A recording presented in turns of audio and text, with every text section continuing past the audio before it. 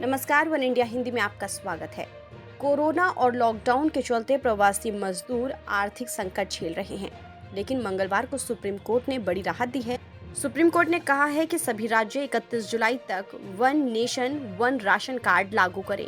इसके साथ ही कोर्ट ने कहा कि केंद्र सरकार और NIC 31 जुलाई तक असंगठित मजदूरों के रजिस्ट्रेशन के लिए पोर्टल तैयार करे।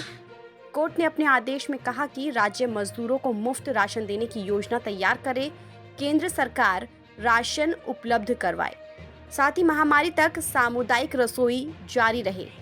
प्रवासी मजदूरों के मसले पर सुप्रीम कोर्ट ने बेहद विस्तार से सुनवाई की थी।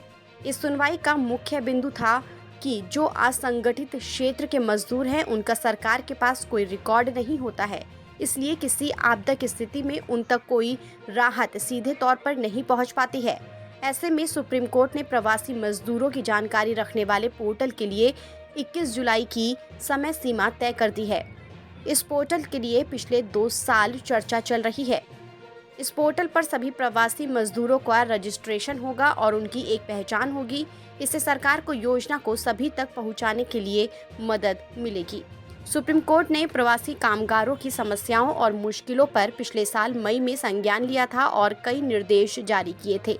अपना आदेश सुरक्षित रखते हुए पीठ ने केंद्र और केंद्र शासित प्रदेशों से one nation one ration card योजना लागू करने को कहा था, ताकि प्रवासी कामगारों को अन्य राज्यों में अपने काम की जगहों पर राशन मिल सके। लेकिन कई राज्यों ने इस योजना को लागू नहीं किया।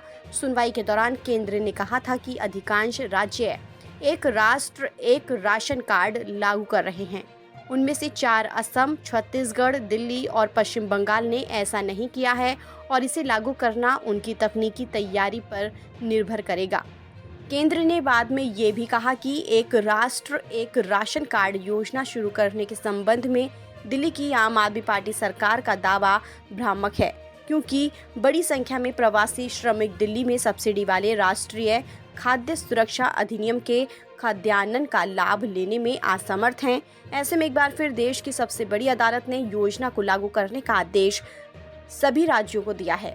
फिलहाल इस खबर में इतना ही। देश और दुनिया की तमाम खबरों के लिए आप बने रहिए वन इंडिया हिंदी के साथ।